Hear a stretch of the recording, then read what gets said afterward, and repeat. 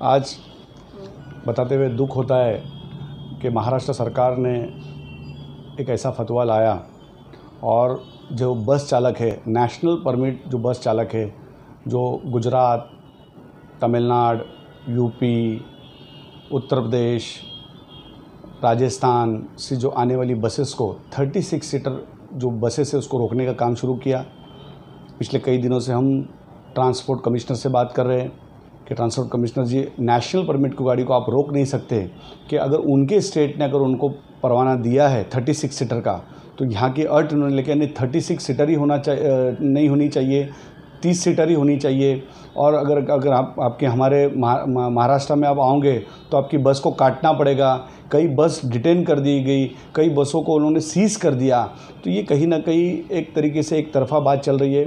मैं महाराष्ट्र के ट्रांसपोर्ट मंत्री से कहूँगा कि इस चीज़ के ऊपर ध्यान दीजिए, जिसके वजह से महाराष्ट्र के अंदर आने वाली गाड़ियाँ भी रुक रही है, पैसेंजरों को भी तकलीफ़ हो रही है। और जो पैसेंजर जब आते हैं तो रात के 2 बजने दो, 3 बजने दो, बच्चे बूढ़े कोई भी सीनियर सिटीजन उनको उतार दिया जाता है।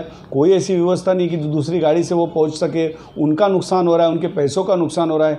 और जितने बस जो चालक है और मालक है, उनकी इतनी बड़ी दिक्कत हो रही है कि आज वो वहाँ से पब्लिक से पैसा उठा रहे, पब्लिक उनकी धुलाई कर रही है कि और रास्ते पे जब उतरने का तो पब्लिक को दूसरी तरफ जाने के लिए और डबल पैसा लग रहा है। तो ये सारी चीज़ों का महाराष्ट्र सरकार ने ध्यान देना चाहिए, ट्रांसपोर्ट मंत्री ने ध्यान देना चाहिए।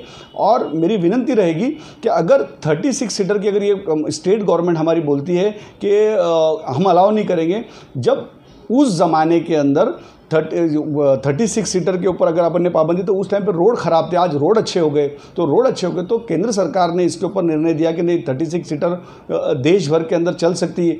जब उनके स्टेट परवाना देते हैं तो इस स्टेट में उनको रोकने का कोई अधिकार नहीं है, मुझे ऐसा लगता है। तो कम से कम इस स्टेट के अंदर जो आने वाली गाड़ी को उन्होंने रोकना नहीं चाहिए, उनको राहत देनी चाहिए। और सरकार टू सरकार इस स्टेट से उस स्टेट में वाली जो भी उनकी होगी, उन्होंने अपनी करस्पॉन्डेंस करना चाहिए। ना कि अगर ये चीज़ अगर गलत है, इनलीगल है, तो उनकी स्टेट उनको किस तरीके से परवाना दे रही है, उनका स्टेट ने उनको परवाना नहीं देना चाहिए। अब सबसे बड़ी बात यह आई है कि उनके स्टेट को जाके कि महाराष्ट्र स्टेट के अंदर अभी गाड़ियाँ हमको रोकी जा रही है, हमारी गाड़ियों को परवाना नहीं दिया जा रहा है, हमारी गाड़ी जब जाती है तो डिटेन की जाती है। हम 30 सीटर का हमको परमिशन दो, हम 30 सीटर का ही पैसा भरेंगे। तो गुजरात गवर्नमेंट होने दो, राजस्थान होने दो, हरियाणा होने दो, मध्य प्रदेश, उन लोग कहते हैं कि नहीं, हमको 36 सीटर के ही पैसे भरना चाहिए।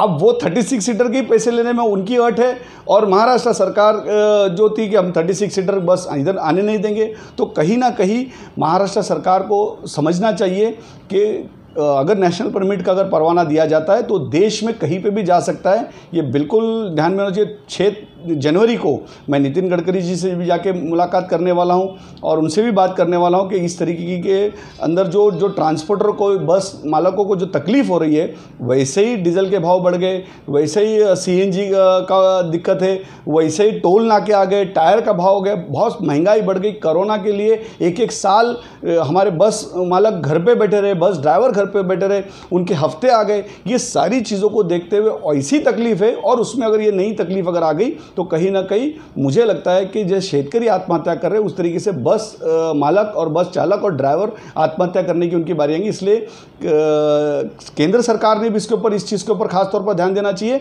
और राज्य सरकार ने ये जो हो रही है, जो दिक्कतें और ये जो दादागिरी चल रही है, बिल्कुल उसको बंद करना चाहिए। पिछले कई सालों से कभी इनको ये दिक्कत नहीं है, लेकिन अभी महाराष्ट्र गवर्नमेंट, ट्रांसपोर्ट मंत्री इस तरीके का फतवा लाके इनको रोकने का काम कर रहे हैं। कहीं ना कहीं बहुत दुख की बात है। अगर ये सब नहीं हुआ तो बिल्कुल जो हमारा 11 जनवरी को मशाल मोर्चा निकलने वाला है, उस मशाल मोर्चे के अंदर सभी बस मालक, रिक्शा चालक, टैक्सी चालक, ट्रक वाले, टेम्पो वाले, जिन लोगों को ट्रांसपोर्ट की समस्या से जूझना पड़ रहा है और ये सरकार उनके ऊपर ध्यान नहीं दे रही है, जबकि स्टेट को चलाने वाला ट्रांसपोर्टर है। और ट्रांसपोर्टर के बारे में अगर वो नहीं ख्याल रखेंगे तो चक्का जाम आंदोलन तो होगा ही होगा, और मशाल मोर्चा करके कुर्ला कार्यालय से हम निकलेंगे हुतात्मा चौक तक है और हुतात्मा को जाके हम कहेंगे कि ये अंधी बहरी सरकार हमारी सुन नहीं रही है और आप सुनो। और ये बिल्कुल मैं केंद्र सरकार में भी इस टॉपिक के ऊपर बिल्कुल जल्द से जल्द जाके मुलाकात करूंगा। मैं ट्रांसपोर्ट मंत्री से विनती करता हूं, अनिल परब जी से विनती करता हूं कि इसके ऊपर ध्यान दीजिए ताकि होने वाली जो दिक्कतें ट्रांसपोर्टर की उस समस्या के ऊपर कोई ना कोई हल निकल सके। नमस्कार।